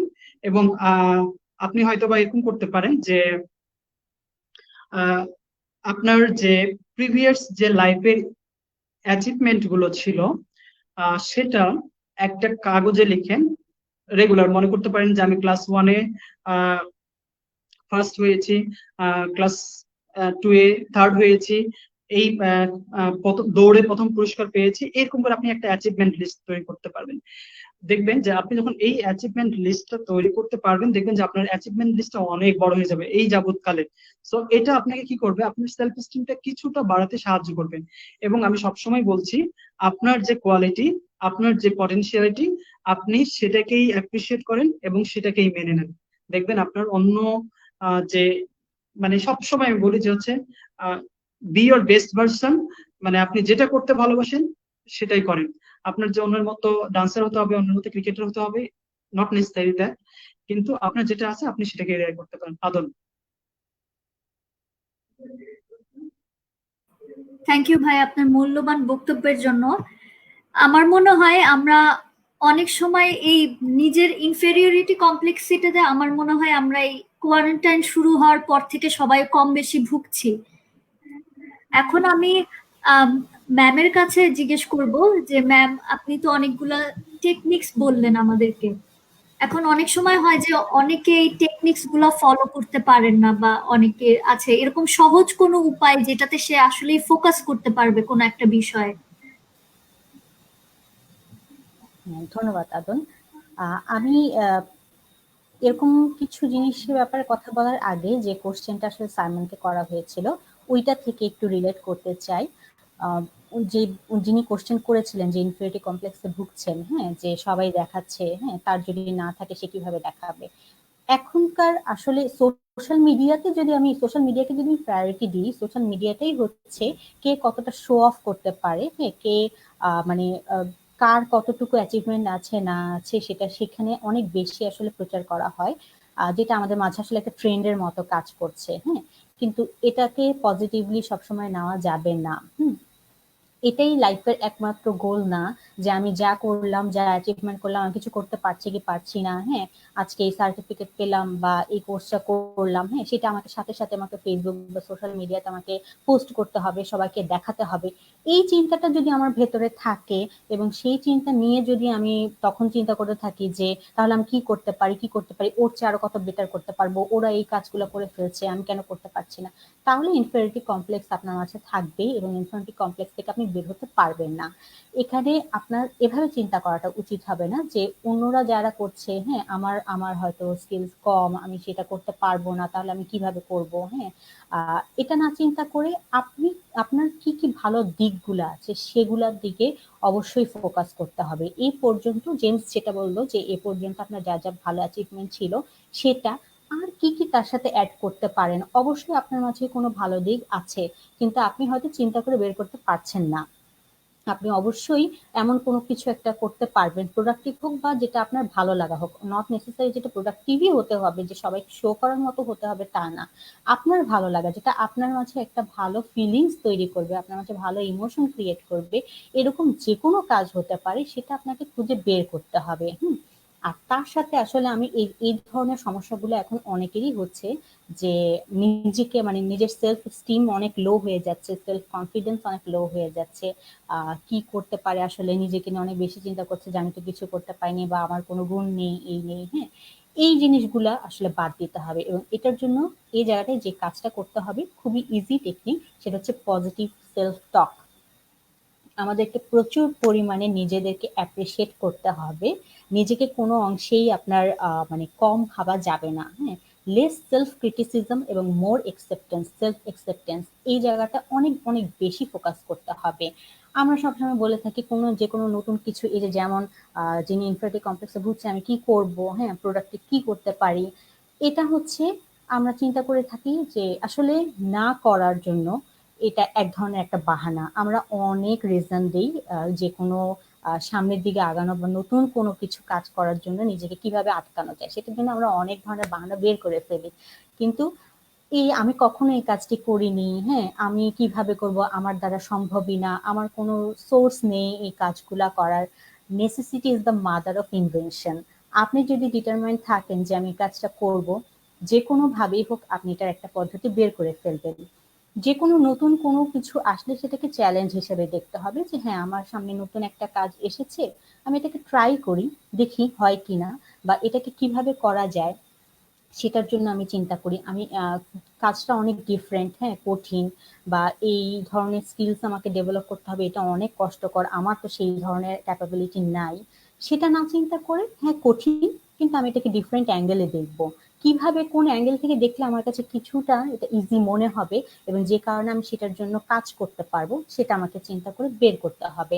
তারপরে যেটা হয় যে অনেক সময় দেখা যায় আমরা কারোর সাথে হয়তো এই এই করোনার মোমেন্টে বেশি হচ্ছে যে সবাই সবার সাথে কমিউনিকেট করার চেষ্টা করছে, হ্যাঁ, বা চাচ্ছি যে কেউ আমাদের খোঁজ খবর রাখুক, ও কেন খোঁজ নিচ্ছে না, হ্যাঁ, আমরা কমপ্লেইন করে যাচ্ছি, ব্লেম দিচ্ছি সবাইকে, হ্যাঁ, যে ও আমার খোঁজ নেয় না, ও আমাকে ফোন দিচ্ছে না, আমার কোনো টেক কেয়ার করে না।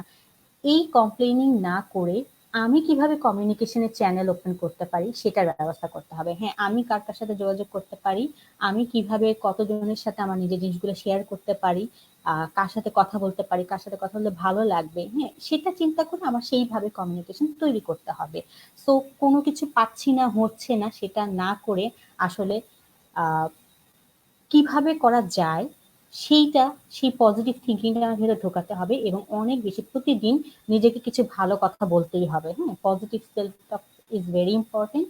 এটা যত করবেন আপনার সেলফ কনফিডেন্স বিল্ড আপ হবে, সেলফ স্টিম বাড়বে। কে কি করছে সেটা দেখার কোনো দরকার নেই, আপনি কতটুকু ছিলেন এবং সেখান থেকে নিজেকে কতদূর এগিয়ে নিয়ে যেতে পারেন, আপনার যে ফিউচার গোল এবং মোটিভ সেখানে সবসময় কনসেন্ট্রেট করতে হবে। এরকম একটা লকডাউন অবস্থায় আমরা স্থবির হয়ে বসে আছি, দ্যাটস ওকে। এটা সবসময় থাকবে না, এই পরিস্থিতি একসময় না একসময় কেটে যাবে, সবকিছু আবার স্বাভাবিক হবে এবং আমরা আবার স্বাভাবিক জীবনে ফিরে যেতে পারবো। তখন আমি কি কি করতে পারি, আমার যে ফিউচারে যে প্ল্যান গুলো আছে, হ্যাঁ, সেগুলোর দিকে আমি এখন কনসেন্ট্রেট করি, সেগুলো নিয়ে আমি চিন্তা করি যে কত দূর আমি আগাতে পারবো, তার জন্য আমার কি কি ডেভেলপ করতে হবে, হ্যাঁ, আমার নিজেকে কিভাবে প্রিপেয়ার করতে হবে, সেই জিনিসটা নিয়ে আমার কাজ করলে আমার মনে হয় যে এই ধরনের চিন্তা ভাবনা এমনি মাথা থেকে চলে যাবে। আদম। ধন্যবাদ ম্যাম। আমি এবার সাইমন ভাইয়ের কাছে চলে যাচ্ছি। সাইমন ভাইয়া, আমাদের একটা মানে আমরা তো এতক্ষণ নেগেটিভ ইমোশন গুলোর দিকে এতক্ষণ ফোকাস করছিলাম। এখন আমার প্রশ্ন এটা যে আমরা তো সাওমের মাস চলছে, আমাদের কিছুদিন পরে ঈদ আসবে। ঈদটা আমাদের সবার জন্য কিন্তু বাংলাদেশে মানুষদের জন্য খুব একটা ফেস্টিভ্যাল একটা সময়। এই সময়টাই সবাই সব ফ্রেন্ড বলেন বা আত্মীয় স্বজন সবার সাথে যোগাযোগ করে, বা এই একটা সময় সবাই কিন্তু একসাথে হওয়ার সুযোগ পায়। এবার কিন্তু সেই সুযোগটা কেউ পাচ্ছে না। তো এই সময়টা এই পজিটিভ জিনিসটাও যেভাবে নেগেটিভ হয়ে গেল, এই জায়গাটা আমরা কি করতে পারি নিজেদের ঠিক রাখার জন্য? আচ্ছা, ধন্যবাদ। এটা হচ্ছে আমাদের মনে হয় যে এটাই একটা প্রথম একটা ঈদ হবে যে সময় হয়তোবা আমাদের যারা মুসলিম ভাই বোনেরা আছেন তারা হয়তোবা অনেকেই ফ্যামিলি থেকে দূরে থাকবেন, ফ্রেন্ডদের থেকে দূরে থাকবেন। তবে একটা জিনিস হচ্ছে যে এটাকে আমি খুব এইভাবে ব্যাখ্যা করতে চাবো যে এটা হচ্ছে আপনার পারসেপশনের উপর নির্ভর করে। যদি আপনি মনে করেন যে হচ্ছে আহ কোনো একটা ঘটনা যদি আমার মনের মতো না হয় তখন আমি সেটাকে একসেপ্ট করে নিতে পারবো না, কিন্তু যদি আমি সেটাকে একসেপ্ট করে নেই তখন সেটাকে আমরা কি বলি, সেটাকে আমরা টলারেন্স বলি বা ধৈর্যশীল বলি। আবার মনে করেন যে আমার কোনো একটা কোয়ালিটিস নাই বা পটেনশিয়ালিটিস নাই কোনো একটা প্রডিউস করার জন্য বা ভালো কিছু করার জন্য, কিন্তু যদি অন্য কেউ করে তখন আমরা আহ সেটাকে মেনে নিতে পারবো না। এটাকে কি বলে, বা এটাকে আমরা একসেপ্ট করে নিতে পারবো না, এটাকে তখন আমরা বলি জেলাসি। আর যদি আমরা অন্যের ভালো কিছু করার এই ক্ষমতাটাকেও যদি একসেপ্ট করে নিতে পারি তখন আমরা সেটাকে বলি ইন্সপিরেশন। আবার যদি যখন এমন আনসার্টেনিটি কিছু থাকে যখন আমরা আহ, সেটা আমার কন্ট্রোলে নেই বা unable to control or handle, তখন আমরা কি হয়, আমরা সেটাকে একসেপ্ট করে নিতে পারি না এবং এটাকে আমরা বলি ফেয়ার বা ভয়। আর যদি আমরা এই আনসার্টেনিটিকে গ্রহণ করতে পারি তখন আমরা কি বলি, সেটাকে অ্যাডভেঞ্চারাস। আবার যখন কেউ আমাকে আঘাত করে তখন আমরা সেটাকে মেনে নিতে পারি না, আর এটাকে বলে কি, হেট্রেড বা ঘৃণা করা। আবার যদি আমরা তাকে মেনে নিতে পারি তার আঘাত করাকে তখন আমরা বলি কি, সেটাকে ফরগিভ করা। তাহলে এই ঘটনাগুলোকে যদি আপনি দেখেন সমস্ত কিছুকে, তাহলে কিন্তু আপনি দুইটা জিনিস খুঁজে পাবেন যে পজিটিভ ইমোশন এবং আমরা নেগেটিভ ইমোশন নিয়ে আজকে কথা বলছি। তাহলে পজিটিভ ইমোশন ইকুয়াল টু কি হবে, সামথিং প্লাস অ্যাকসেপ্টেন্স। আপনি যেটাকে গ্রহণ করতে পারবেন সেটা হচ্ছে আপনার পজিটিভ ইমোশনস তৈরি করবে। আবার সামথিং প্লাস নন অ্যাকসেপ্টেন্স অথবা resistance, that is negative emotion.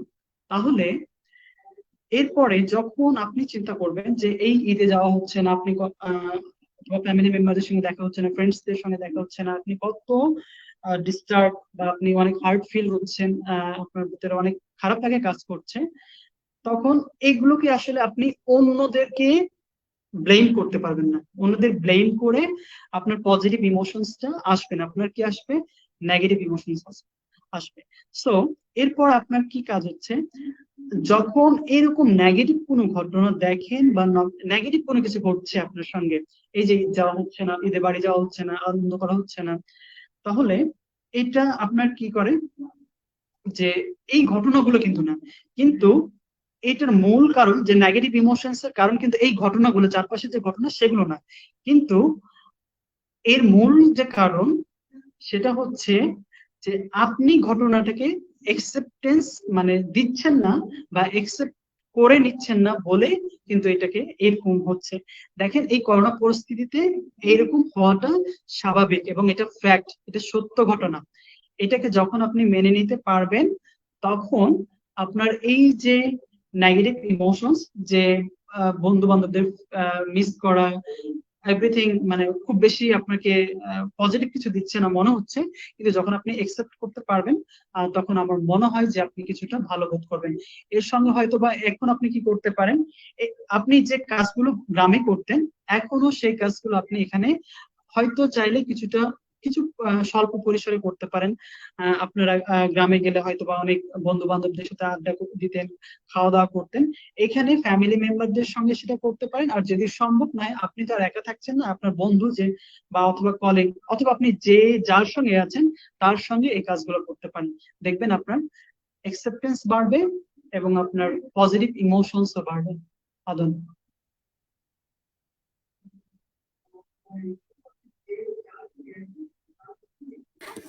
ধন্যবাদ ভাইয়া এত সুন্দর একটা সাজেশন দেওয়ার জন্য। আমার মনে হয় আমি ইশরাত শাহনাজ ম্যামের কাছে চলে যাব। একজন প্রবাসী বাঙালি লিখেছেন যে করোনা ভাইরাসের কারণে ৭৭ দিন যাবৎ গৃহবন্দী।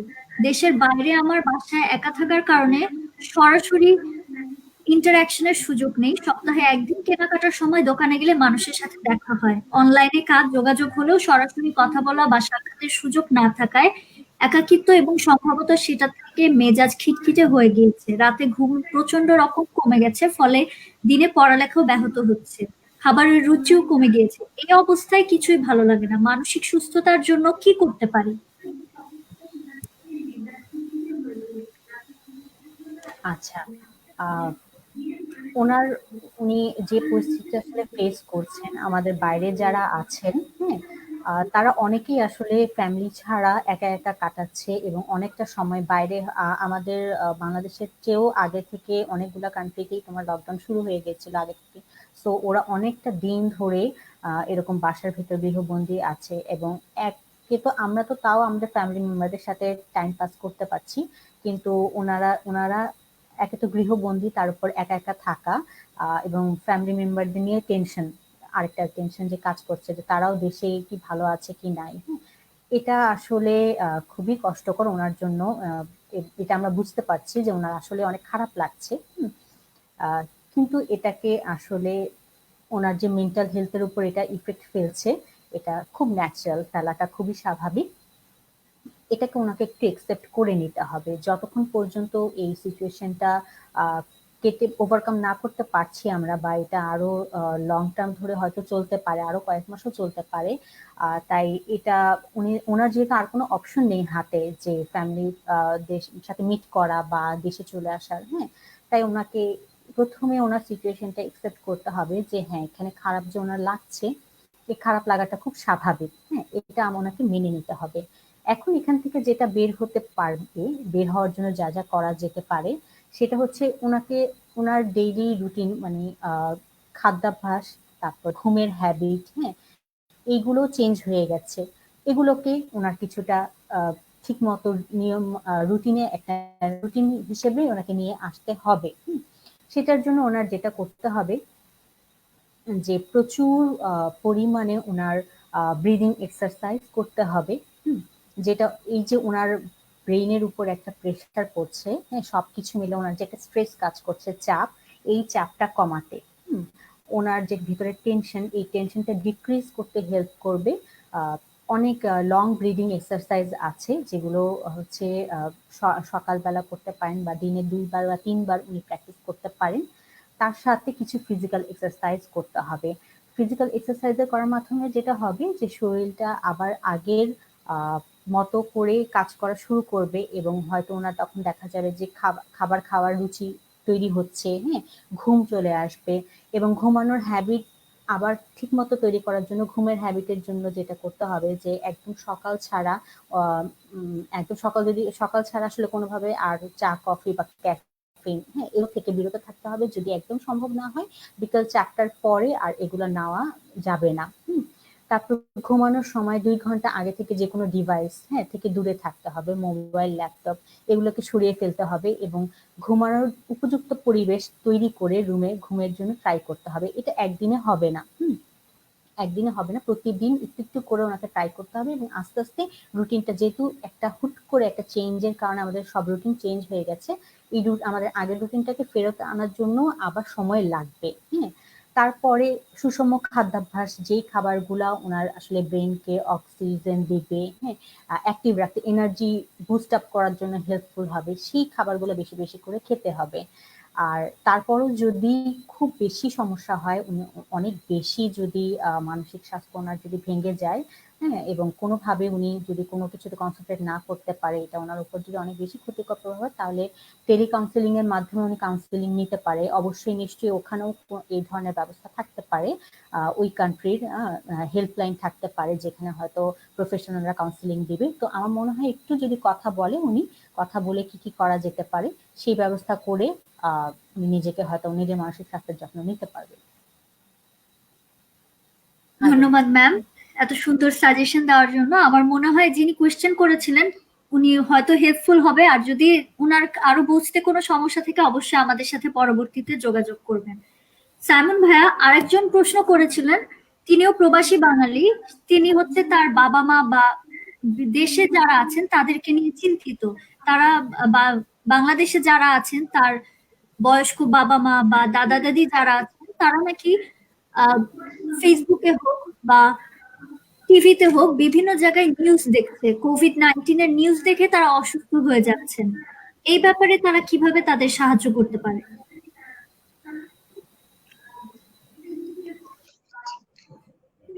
এই ব্যাপারটা যে আমরা যেটা দেখছি যে এই ঘটনা যেটা আমি বলবো যে খুব রিলায়েবল সোর্স থেকে ইনফরমেশনটা নেওয়া বা দেখা, যেটা যেখান থেকে তারা দেখছেন সেটা কি সঠিক কিনা সেটাও একটু চিন্তা ভাবনা করার সময় আছে, বা এটা একটু চিন্তা করতে হবে যে আহ, যে জায়গা থেকে উনি ইনফরমেশন গুলো দেখছেন বা নিচ্ছেন সেগুলো সত্য কিনা সেটা সত্যতা যাচাই করে উনি আচরণ গুলো করতে পারেন।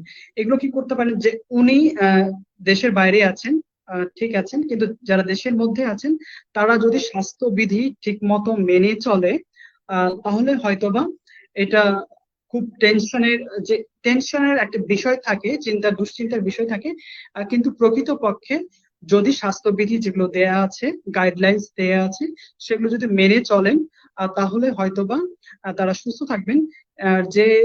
যে টেলিভিশন বা ফেসবুক বা অন্য কিছুতে যে বারবার ইনফরমেশন গুলো দেখার কারণে যে আপনার দুশ্চিন্তা বাড়ছে, আমার মনে হয় সেগুলো কমিয়ে দিলে তারা হয়তোবা আরেকটু ভালো থাকবেন।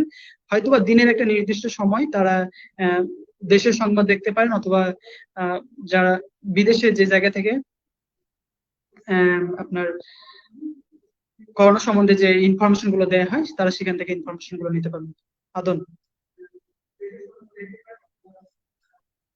ধন্যবাদ ভাইয়া আপনার সুন্দর সাজেশনের জন্য। আমার মনে হয় আমরা আমাদের প্রোগ্রামের লাস্টের দিকে চলে এসেছি। আমার মনে হয় যারা কোয়েশ্চেন করেছিলেন অনেকাংশে আমরা কভার করতে পেরেছি। এখন আমি একে একে আপনাদের কাছে জানতে চাইবো যে আপনারা শর্টে একটা সামারি যদি বলতেন আমাদেরকে, আমরা এতক্ষণ যে ডিসকাশন করলাম। শাহনাজ ম্যাম। হ্যাঁ, আদর।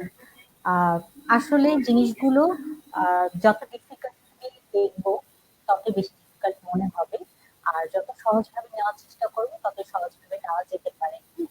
তো আসলে এক অনুষ্ঠানে মানে একদিনের লাইফে তো আসলে এত সবকিছু বলা যায় না।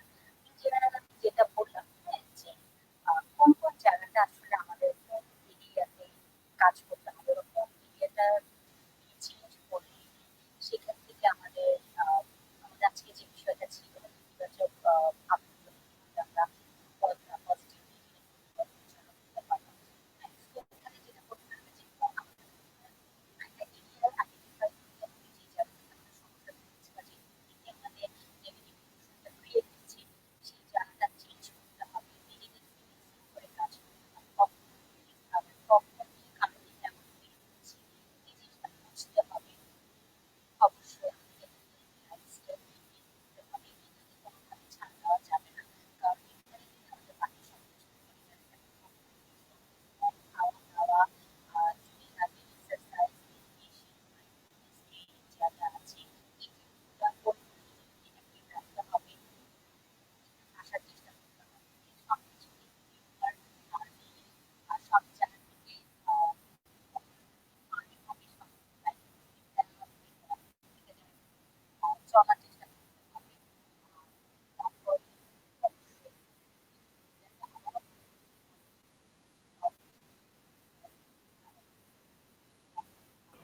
প্রেজেন্টেশন দিতে ম্যাম হবে, আমার মনে Facebook। হয় একটু নেটওয়ার্ক প্রবলেম হচ্ছে, মাইকটা একটু কাছে নিয়ে কথা বললে ভালো হয়।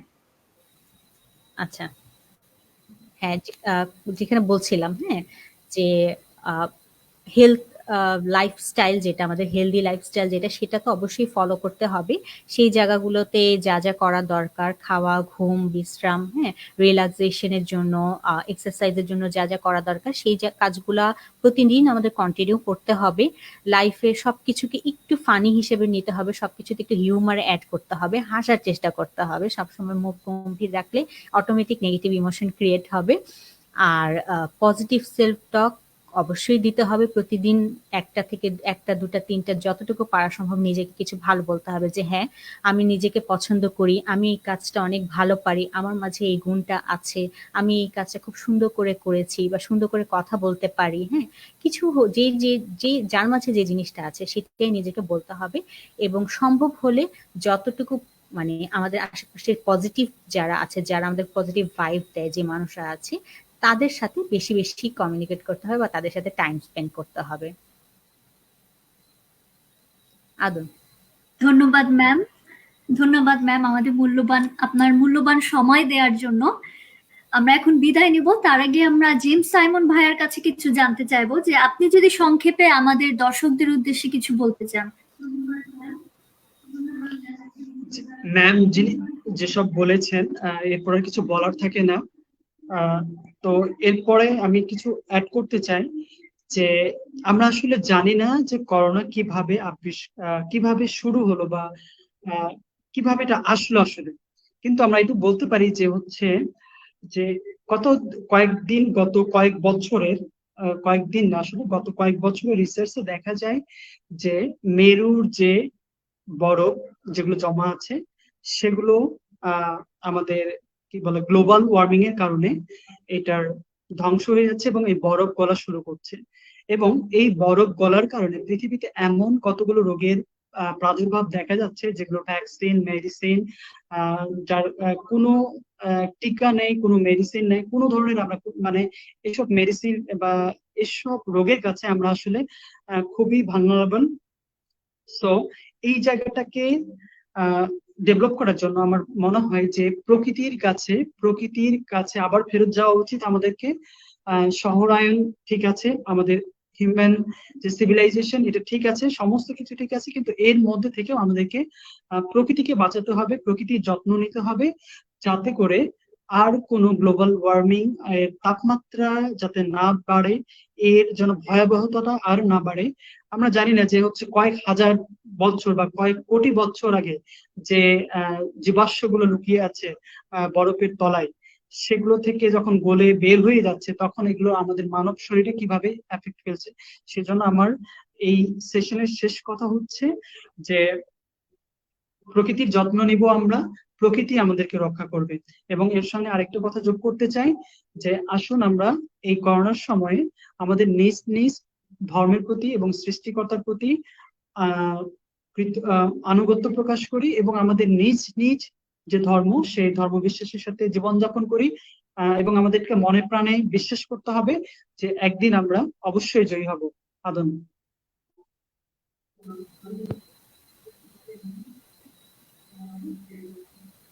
ধন্যবাদ ভাইয়া আপনার মূল্যবান বক্তব্যের জন্য। ধন্যবাদ ইশরাত ম্যাম এবং সিমন ভাইয়াকে তাদের মূল্যবান সময় এবং তথ্য আমাদের সাথে শেয়ার করার জন্য।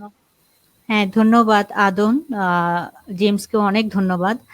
অনেক সুন্দর সুন্দর উপদেশ দিয়েছে সে আমাদেরকে, আজকে অনেক সাজেশন দিয়েছে। এবং আদনকে অনেক ধন্যবাদ এরকম একটা খুবই এখনকার সময়ের জন্য, বর্তমান সময়ের জন্য খুবই গুরুত্বপূর্ণ একটা বিষয় নিয়ে একটা প্রোগ্রামে আমাদেরকে ইনভাইট করার জন্য। এবং সবাইকে ধন্যবাদ যারা কষ্ট করে আমাদেরকে এতক্ষণ পর্যন্ত দেখলো এবং শুনেছে। আশা করি সবার কোশ্চেনের অ্যান্সার হয়তো আমরা দিতে পারিনি, কারণ সময় সংক্ষিপ্ততা ছিল, সময়ের একটা ব্যাপার ছিল। কিন্তু যতটুকু আমরা দিয়েছি, আশা করি যে সেটা প্রত্যেকের মানসিক যত্ন নেওয়ার ক্ষেত্রে কিছুটা হলেও হেল্পফুল হবে। সবাই মনের যত্ন নিন, সবাই ভালো থাকুন। ধন্যবাদ। ধন্যবাদ ম্যাম। ধন্যবাদ ভাইয়া আমাদের সাথে লাইভে যোগ দেওয়ার জন্য। Thank you Adam. ওয়েলকাম। ধন্যবাদ দর্শক আপনাদেরকেও। এতক্ষণ সময় ধরে আমাদের শোনার জন্য এবং এত ভালো ভালো কমেন্ট করার জন্য। আশা করি আমরা কিছুটা হলেও আপনাদের সাহায্য করতে পেরেছি। পরবর্তীতে আপনাদের যদি এরকম আরো লাইভ দেখতে চান এবং কোন বিষয় সম্পর্কে জানতে চান সেগুলা অবশ্যই আমাদের জানাবেন এবং আমরা সর্বোচ্চ চেষ্টা করব আপনাদেরকে তথ্য দিয়ে সাহায্য করার জন্য। এবং কেউ যদি আমাদের এই শোটি মিস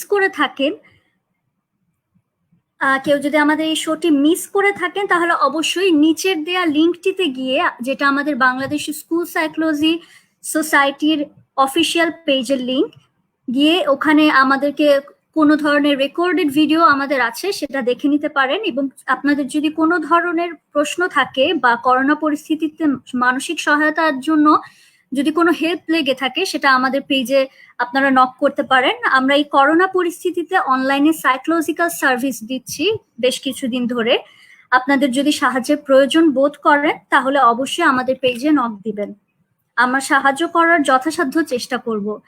কোনো ভুল ত্রুটি হলে ক্ষমা সুলভ দৃষ্টিতে দেখবেন। আশা করি সবাই ভালো থাকবেন, সুস্থ থাকবেন। আমি জান্নাতুল আদন, বাংলাদেশ স্কুল সাইকোলজি সোসাইটির পক্ষ থেকে সবাইকে ধন্যবাদ জানিয়ে লাইভটি শেষ করছি। শুভরাত্রি।